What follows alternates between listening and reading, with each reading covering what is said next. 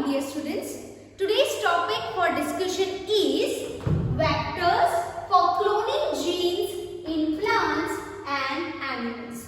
Okay, now everyone knows what is vector. Vector is the genome or the genetic material which carries the gene of interest to the host cell.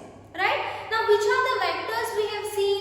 The first example we have seen is the plasmid and bacteriophage. And everyone knows bacteriophage is a virus infecting bacteria. So I can write here virus. So plasmid and virus always act as a vector to carry the gene of interest into the host cell. Right? So how this vector is essential to carry the gene of interest into the plant cell and animal cell, or in general I can say eukaryotic cell, that we'll see today. Now students, in the plants there is one pathogen which is causing a disease, okay, especially in the dicot plant. So let us see that there is a bacterium called as Agrobacterium tumefaciens. Okay, so since it is a scientific name, I am underlining it.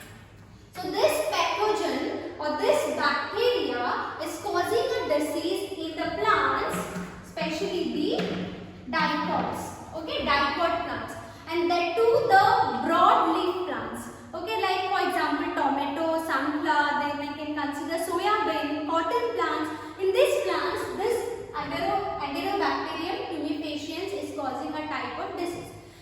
This is a type of bacteria normally present in the soil. So we say that as a soil bacterium. Now what it is doing? When this bacteria is injecting or it is infecting the plant cells are converted into the tumor cells. How? Let me tell you that. Okay. Now in this bacterium there is a plasmid.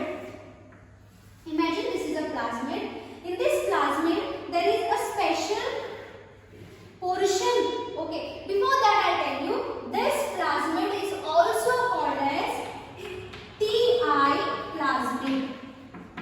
Now what is TI plasmid? TI meaning tumor inducing plasmid. Okay, I will write here it is tumor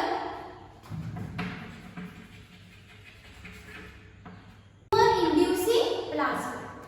In this tumor inducing plasmid there is a particular fragment, okay, and that fragment is referred as tDNA.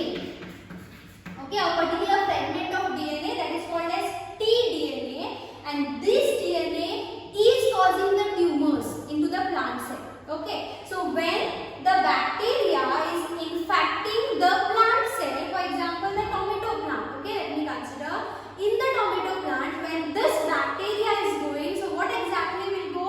The plasmid will go. Okay, in the plasmid, that is TI plasmid, there will be tDNA. Okay, that tDNA fragment gets incorporated into the plant cell or plant genome, and as a result plant cell will be converted into uncontrolled growth of the cells, and that will result into the tumor cell. So what this particular tDNA can do? tDNA converts normal cells into tumor cells. So uncontrolled growth of cell takes place over here, and as a result the plant cell gets damaged and plant cell later dies, or plant instead dies. Okay, so this is the phenomenon biotechnologists have used, and what they did, this TI plasmid of the Agrobacterium they removed. Okay, they have isolated this TI plasmid, and from that they have removed this tDNA. Why tDNA? Because tDNA is injecting, or tDNA is causing the tumor cells, right? Or tumors are generated into that. So what must be present in this tDNA? tDNA must be having some specific genes that can generate the tumors, right? So because of that, the biotechnologists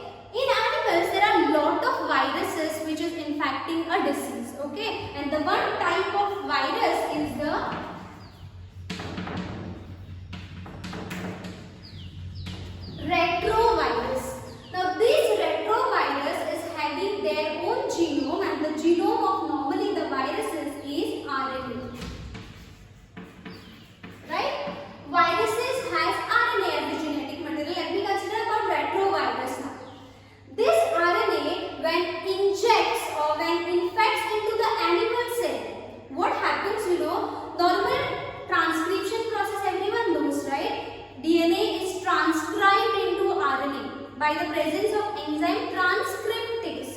Likewise, when RNA is injected into the animal cell genome, animal cell has DNA, right? So this viral RNA is having a specific type of enzyme, and that enzyme is known as reverse transcriptase. Now this reverse transcriptase can convert RNA into DNA. Normal process is transcription, that is DNA is converted into RNA. That is in the normal cells, in the animal cell or the eukaryotic cell, it is taking place. But when viral RNA is going into the plant cell or animal cell, what they will do? They will convert their RNA into the DNA. So how? By the presence of enzyme reverse transcriptase, not transcriptase, it is reverse transcriptase. So the DNA will be produced, and that DNA will incorporate into the main animal cell genome, and then what will happen? The animal, when it enters into the animal cell genome, it will create the cancerous cells.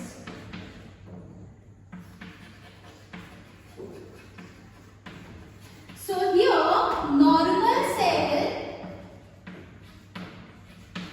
are converted into cancerous cells because of this retroviruses. Here it was tumor. Here retrovirus can cause cancerous cells, that is normal cells are converted into uncontrolled growth of cells. Cancerous cells are being produced over here, and that may harm the organism. Right? So this is the basic idea. This is the phenomenon biotechnologists use, and what they have done, they have used this RNA of the retroviruses. Okay, in this RNA, when the RNA has converted into the DNA by the presence of enzyme reverse transcriptase, in that DNA, for example, this is the DNA of the virus. Now it has generated after the reverse transcription process. Now in this DNA must be there will be cancerous gene. That's why cancerous cells are produced. So what they did, they identified that particular fragment of DNA, and they have cleaved that by using restriction endonucleases, and they incorporated their gene of interest. Okay, now when this recombinant DNA, or I can say a viral vector, this becomes a vector now with the gene of interest. Now this is incorporated into the animal cell, wherein animal cells will not be converted into the cancerous cell. So this will be no more pathogenic. This plasmid will no more be pathogenic. So this is a vector plasmid. This is a vector DNA, will not be pathogenic. This vector will not create tumor. This vector will not create cancer. So this is the phenomenon they have identified, and they created the vectors to transfer the carry or to transfer the gene of interest into the plant cell and animal cell. Same way, all these vectors for carrying the genes in plants and animals, I will show you with the PowerPoint presentation now. You can clearly see over here the tumors which are induced because of the Enterobacterium tumefaciens, this type of bacteria, which is a soil bacterium. Okay, see, uncontrolled growth of mass of cells have taken place over here. So this is the tumor. How that is caused? I told you there is a TI plasmid called as tumor inducing plasmid, which has small fragment of DNA in that, and that DNA is called as tDNA, which is colored over here in red color. See, tDNA, which must be having the genes which can cause that tumors. Okay, so that tumor inducing, or I can say tumor DNA or tDNA, when it injects into here, this can cause the mass of cells or tumors are being produced over here. But if in this tDNA, if the gene of interest is inserted, that will not generate this tumor and plants will be safe. This is the process what I was telling you just now. Okay, so instead of this tDNA, the gene of interest is located by using the restriction enzyme, and then ligation will take place.